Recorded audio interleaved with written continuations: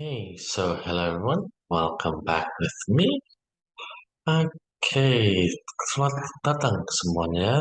Kita berjumpa lagi dengan saya, yang dimana ketika bertemu dengan saya, kita selalu membahas tentang writing. Oke, jadi kalau sebelum di video-video sebelumnya, kita sudah membahas dan mengupas tuntas ya terkait dengan writing task 1. Sekarang kita beralih ke writing task 2. Sama halnya dengan writing task 1, ada juga berbagai macam ya tipe-tipe task 2 yang perlu kalian pahami. Nah, berbeda dengan task 1 yang dimana kalian diminta untuk menjelaskan sebuah grafik, peta, proses. Di task 2 ini, kalian tuh lebih bebas ya cara penulisan. Maksud dengan bebas adalah kalian diminta untuk memberikan opini. Jadi kalian lebih memberikan argumen lah ibaratnya di dalam uh, task 2 ini. Nah, untuk kali ini kita akan fokus kepada tipe pertanyaan pertama, yaitu setuju atau tidak setuju. So, do you agree or disagree? Nah, di sini ada dua macam ya terkait dengan soalnya, yaitu pertama adalah to what extent do you agree? Sejauh mana kalian setuju atau tidak setuju? Dan yang kedua adalah setuju atau tidak setuju. Kemudian bertanya, apa yang membedakan? Nah, disinilah kita akan membahas hal tersebut. Yang perlu kalian perhatikan pertama adalah yang membedakan dari kedua soal tersebut adalah opsi. Opsi apa saja yang kalian bisa lakukan untuk menjawab. Ingat ya, opsi. Jadi, kalau kita anggap saja kita di sini, do you agree atau setuju atau tidak setuju? Ketika ada pertanyaan seperti ini, itu kalian harus menjelaskan dalam bentuk struktur one-sided essay.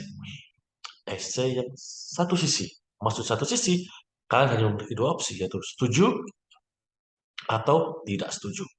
Gitu saja. Jadi kita setuju atau tidak setuju ketika soalnya do you agree atau disagree.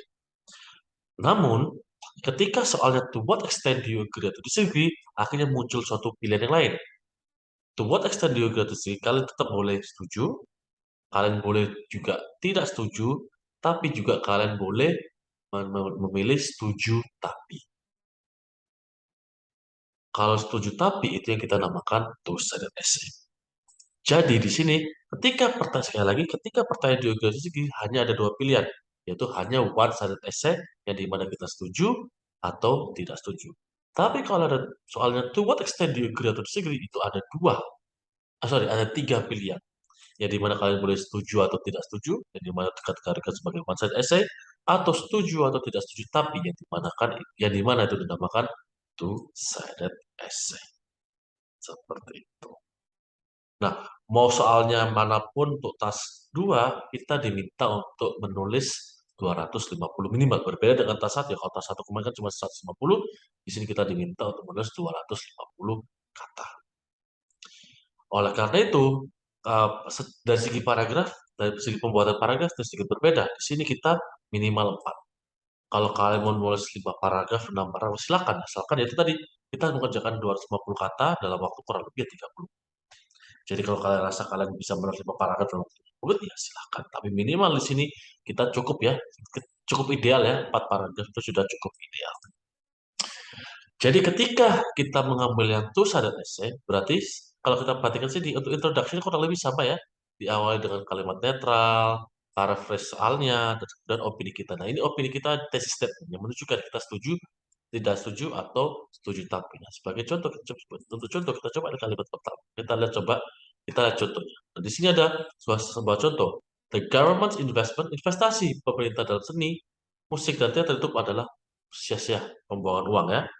Oleh karena itu, government should invest. Pemerintah harus menginvestasikan dana mereka di public services instead. Sejauh mana kalian setuju atau tidak? Ingat, kalimat pertama netral. Kalian tidak beropini ke A atau ke B.